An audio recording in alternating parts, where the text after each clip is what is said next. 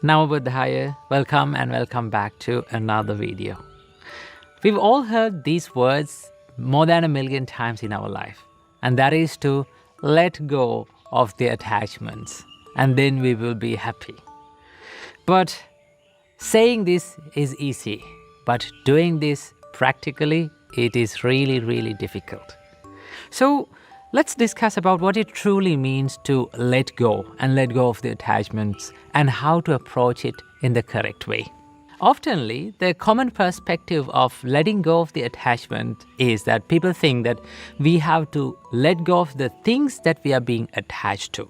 That means attachment is occurred by these objects around us. So that to let go of the attachments, we have to let go of the things and then we will be happy.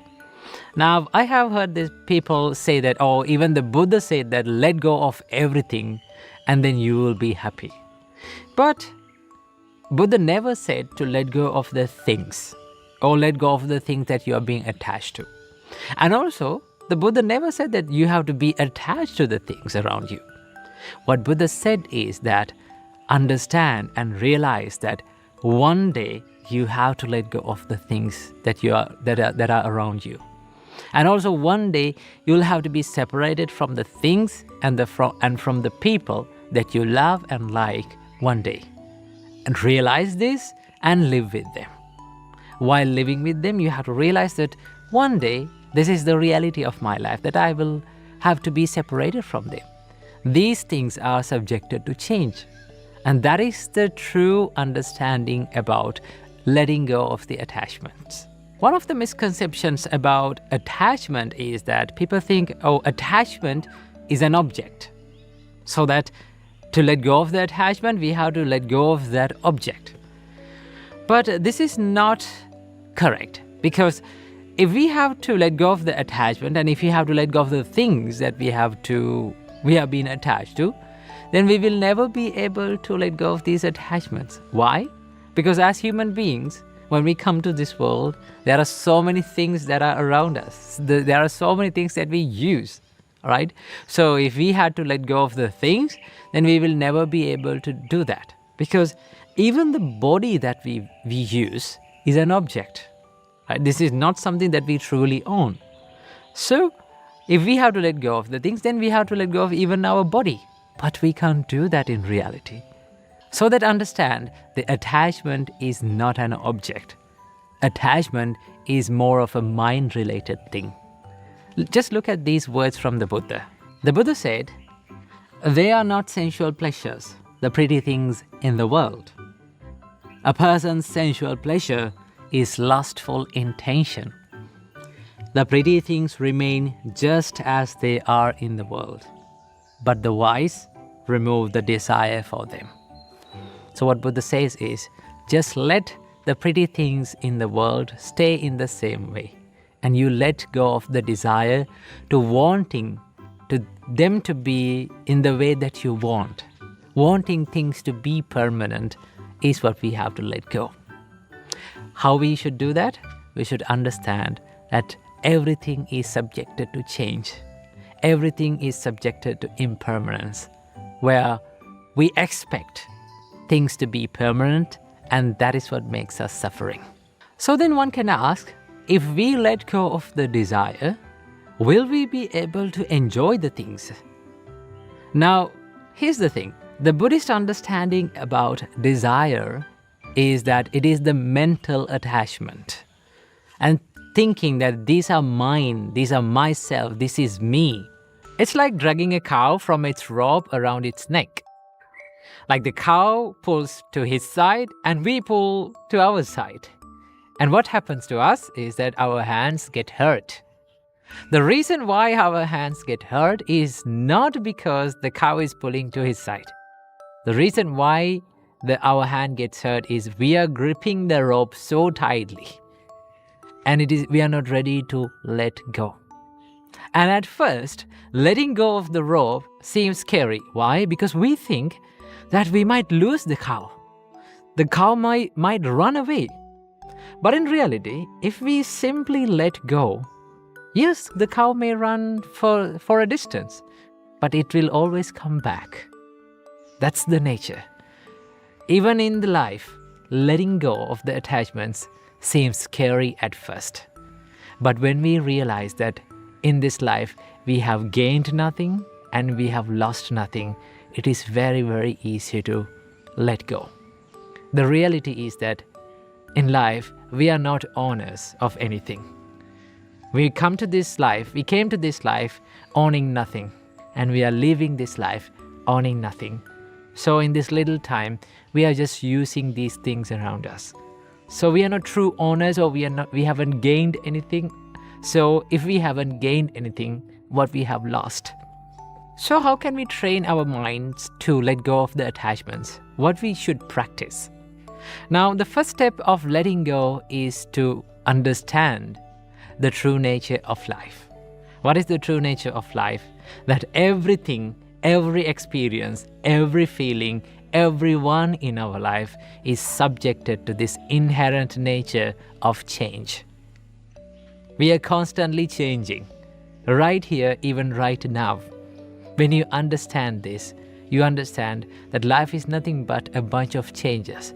So that when these things change, that we have nothing to hold on to as permanent and wanting things to be according to our own wish. Because the life is undergoing even the constant change right now, right here. When you realize that no one, nothing, no feeling, no experience stays forever in life, or in other words, you cannot step into the same river twice, you realize that thinking about this life as permanent, wanting things to be permanent, is nothing but just an illusion of your mind. We are being eluded from our ignorance. That is what we realize by realizing the true nature of this change in life. It is something like this. Imagine you are going to a magic show and watching the magic show. As long as you don't know how to do the magic, how the magic is done, then you get fooled by it. And as long as you get fooled by it, the magic is a magic for you. But what if we become friends with the magician and we learn how to do the magic? And then again you go to the same magic show and watch the magic show. Now the magic is no longer a magic for you. But still, you can watch the magic show, you can enjoy it, but you know how it happens. You know how it is done, so that you are not being fooled by anything. In the same way, when we realize that this illusion of our mind, that thinking about this permanent, thinking the life and experiences to be permanent is just an illusion of our mind, then you can enjoy the life, and also you can live life in a more wiser and a more experienced and a more matured way. So that is the way we understand about the attachment. This realization will make you more understanding about yourself and the world around you. And it will make you more easily enjoy this world in a more wiser and a more matured way. And also, by understanding about this constant change in your life, you let go of the attachment, you let go of this mind and the thought of wanting things to be permanent. And then the process of letting go will become much more easier. So understand that when we let go, we don't let go of the things. We let go of the mental and the emotional attachment towards things. We let go of that craving towards things, to wanting things to be permanent. And when you realize this, you can let go of this attachment and these expectations very easily. So that's a wrap for today's video. I hope you got some idea about attachment. So I wish you, may all of you be well and happy, and may all of you be happy forever. Namo Buddhaya. Namo Buddhaya. Good evening, everyone. Welcome and welcome back to another video. From today's video, let's discuss about how can we deal with anxiety and what to do when our mind becomes anxious, right? We all know that how it is painful when our mind becomes anxious, and when we become afraid of the things that will happen in the future, or when the mind creates all these scenarios in our head about the things that will happen in the future, right? So how can we deal with this state of mind? There are a few things that we can do, right? But most of the time, when we become anxious, what happens is we become panicked and we take decisions that may not be the correct decision to take. Okay, so today I'm going to be sharing with you few things and few advices that I have given and that helped me a lot personally to deal with this anxiety. So the first thing that you have to do is, first, you have to be aware of your mental state, right? If you're anxious, if you're afraid of something, the first thing is to be aware of it and to accept it, right? Most of the time, we pretend not to be anxious. We pretend not to be fearful about the future, and we try to reject that state of our mind. The more we reject, the more it persists in our mind. So that is why the first step is to acknowledge and accept your current state of your mind. If you're anxious, just say to yourself, okay, now my thoughts are in anxiety mode, right? My thoughts are anxious. I am fearing about certain things. Acceptance will help you to catch the thought and to be more aware of it. And also, when you accept it, it creates less pain, right? Acceptance is the first step of healing. So the first step is to accept your current mental state. And the second step is, this is amazing. Once you understand the current state of your mind, what you have to do, the biggest advice that I have given about anxiety is do one thing at a time, right? Take one action at a time, right? We all know that when we have a lot to do, right? When we have many jobs to do, what happens? We start thinking about everything, right? We started loading these thoughts into our mind every time, and we try to do all at once. But in reality, we can't do all at once, right? One thing that we can do is we can take one job, one action at a time and do that, right? So how to do this? First of all, to clarify your thoughts and to be clear about what you have to do and what you can do and cannot do, first, sit down in a quiet place, take a piece of paper and write down all the things that you are fearing about, and write down all the things about the current situation that you are in. And also, most importantly, you have to write down the things that are in your control and things that are out of your control. When you clarify these things, you can take actions upon the things that are under your control. So one thing that you can do is sit down, write down all the thoughts, write down current situation of your life, and write down all the things that are under your control and not under your control, so that you're very clear about what to do and what not to do, right? So when you clarify that and take one action, just one action, and what you have to do, just execute that action, right? Don't try to do all the things, just pick one action and do it at one. It's something like this, right? Something like you're grabbing a bunch of oranges, right? What will happen if you try to grab a bunch of oranges at once? You can't grab all of them, right? It will fall, they will fall. So one thing that you can do is pick a basket, take one orange at a time and put it into the basket.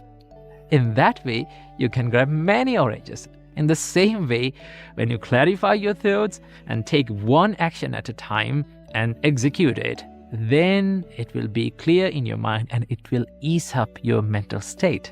So do one thing at a time.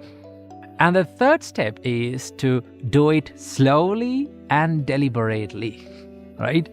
Even when you become clarified about what to do, don't be anxious, don't be panicked. What do you have to do? Do it slowly, right?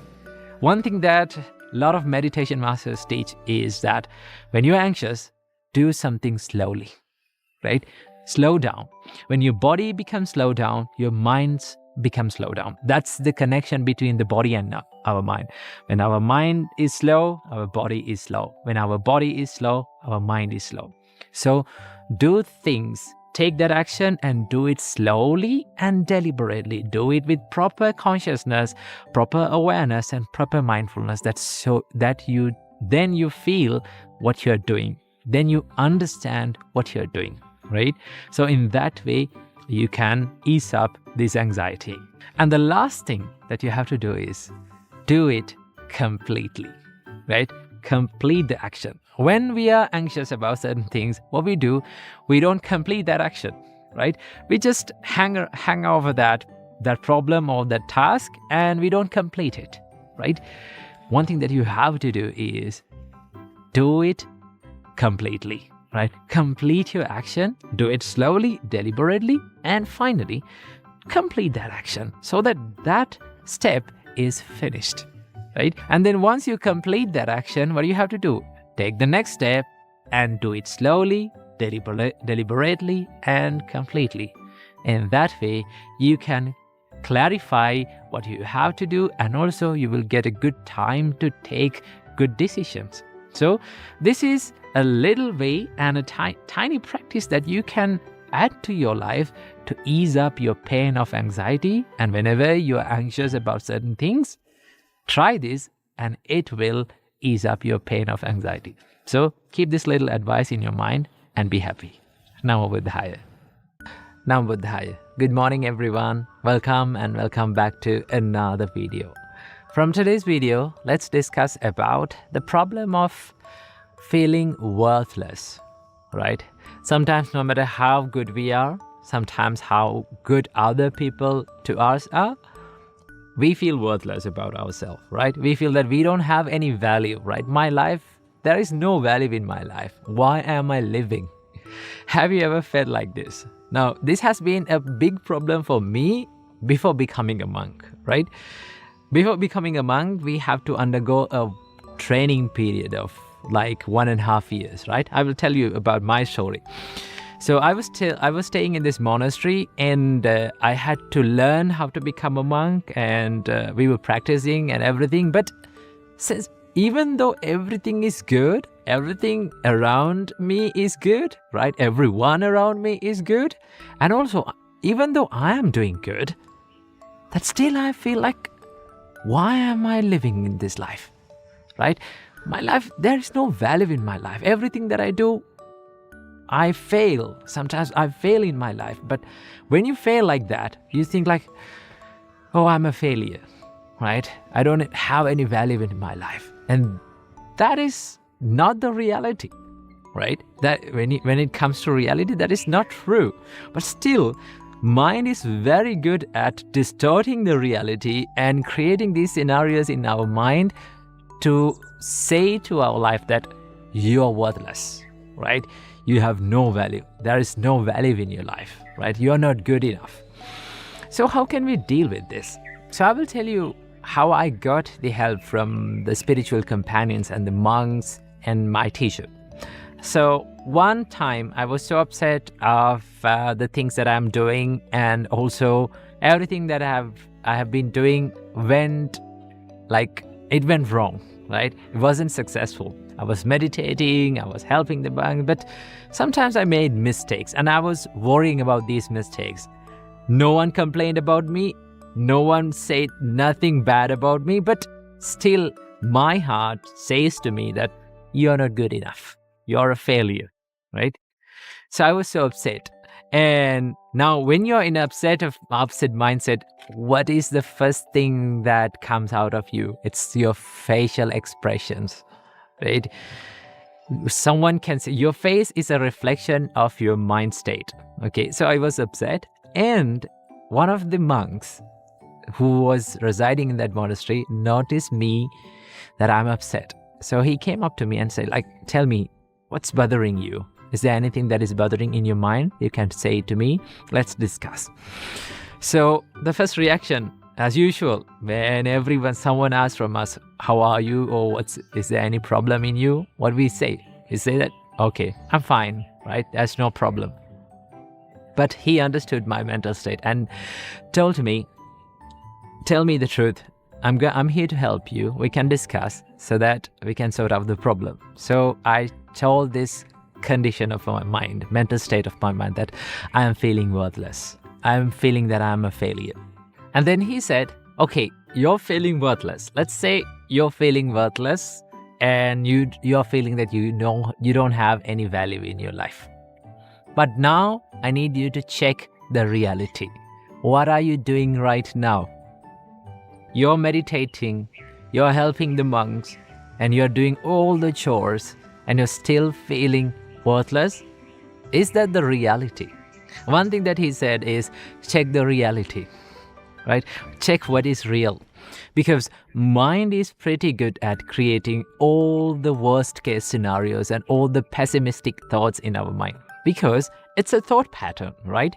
One thing that our mind has is it has the habit of creating the thought patterns, right? Once we start to feed our mind with a certain thought patterns, it has this looping effect of creating this thought pattern again and again and again. The more we think it, the more it comes back to our mind. So he said that check the reality and understand that your life is not worthless, right? Your life, there are many things that you can be happy about, right? That's the reality. As humans, there is nothing that we can feel like my life is worthless, right? Because there are so many things that we can be happy about. Like being a human itself is something that we can be happy about, right? We got the chance to be a human and practice these good qualities, live as a good human itself is something that we can be happy about. And be happy about that you have air to breathe, right? You have people around you that smiles at you. At least find something that you can be happy about. Because there are so many things, there are thousands and thousands of things in reality that we can be happy about. Okay, that is one thing that you have to do. Check the reality. Is it true that my mind saying that your life is worthless? But when you come to reality, you find that there are a lot of things that you can be happy about in our life. Okay, and there's another thing that you can do, and that is keep a gratitude journal, right? Write few things that you have to be like you can be happy about in your life, right? You can be happy about so many things if you think about it. So find something and write about it. And also another thing that you have to do whenever you get these kind of thought patterns is to try to give more, right? Try to help more to other people, right? Whenever you do that, you feel the value of the things that you do, right? The positive energy that you create towards other people, right? And whenever you give, whenever you help others, you see the smile of their faces. You see that people are thanking you, and you think that, oh, this is what the true value of my life, right? My life is not worthless. My life is valuable, that I can create many positive things around me in my life, so that it's not true that my mind's saying that I'm worthless, right? When you realize that, you come to this state and come to that understanding that how valuable this human life is, right? How many positive things that you can do in this life, right? When you do that, that state of mind will go away. So things that we have to do is check the reality and understand, ask from yourself that is that true, that truly that my life is worthless or not, right? And also be generous, help other people, and be happy and understand that your life is truly valuable. So keep this little advice in your mind and be happy. Namo Buddhaya. One day, a wild bull was walking down a street, and he saw this beautiful paddy field.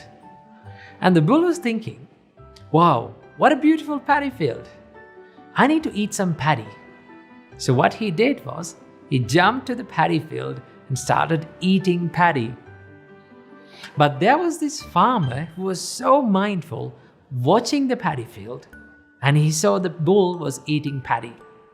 So what the farmer did, he ran across the paddy field and grabbed the bull from its horns and wrapped the muzzle around the horns and gave a huge blow to the bull. What happened to the bull? The bull was confused. So the bull ran away. But the nature of the bull is that he forgets everything very quickly. And the next day, what happened?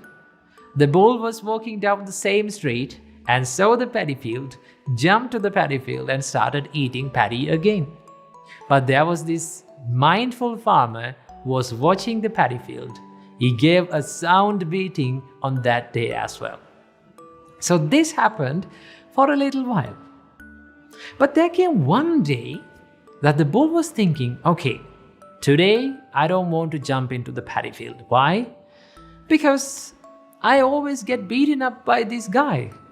So on that day, the bull didn't jump to the paddy field. On that day, the bull was very disciplined when he was near the paddy field. He went and he passed the paddy field without jumping towards it.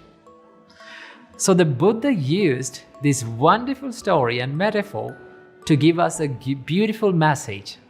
The Buddha says, this is the nature of our mind. It's like a wild bull. Forgets everything, runs towards these evil thoughts, and it has no discipline. So the Buddha says how we should discipline like that mindful farmer. We have to be mindful and watch our thoughts and take control over it. How to take control over all our thoughts? So Buddha give us a beautiful way to do that. The Buddha says, whenever your mind runs towards these evil thoughts, what you have to think? You have to think the downside of all these evil thoughts. For an example, if you have hatred in your mind, you have to think, this is not good for myself. This is not good for my physical health. This is not good for my mental health. And this is not good for me as well as others. My hate is not good for me and as well as others. In that way, by considering the downside and the danger of your thoughts, you can stay away from evil thoughts, and also you can discipline your thoughts. But to do every kind of these things, any of these things, we have to have one beautiful quality, and that is the mindfulness. So the Buddha says, watch your mind like a farmer who's watching the paddy field. Right? So without mindfulness, we cannot do any kind of these things. We cannot discipline our mind. We cannot take our mind from unwholesomeness to wholesomeness. So we need to have this beautiful quality of mindfulness. And also we need to consider the danger of our thoughts, because one thought can create a beautiful world, and just one thought can destroy this whole world. That is the power of our mind. So understand that the nature of all of our minds are like a wild bull. So many people complain when they start meditating. They say, oh, my mind is not disciplined. It's always busy. It's running here and there. I'm very scattered brained. Well, at the beginning, we all are like that. When we start meditation, our minds start to run here and there. Only when we start meditating, we realize that how busy our minds are, how scattered our minds are. So what we have to do, whenever our mind gets distracted or disturbed or running into these kind of evil thoughts, we have to kindly bring it back to the wholesomeness. You may have to do this again and again. You may have to do it for years, but there will be a day, definitely, there will be a day that your mind becomes disciplined, but only if you keep doing this, right? It's all about the little steps that you take to discipline your mind every single day. And every practice adds up to your life. That is the wonder of this beautiful Buddhist path. Every practice that Buddha teaches us adds up, and it always helps to us. So, I know, and we all know, that it is not easy to discipline our mind. But even though it is difficult, it is not easy, it is painful, we have to do it again and again, keep doing it until that beautiful day comes, that we gain a beautiful, disciplined mind. So keep practicing disciplining our mind and be happy. Namo Buddhaya.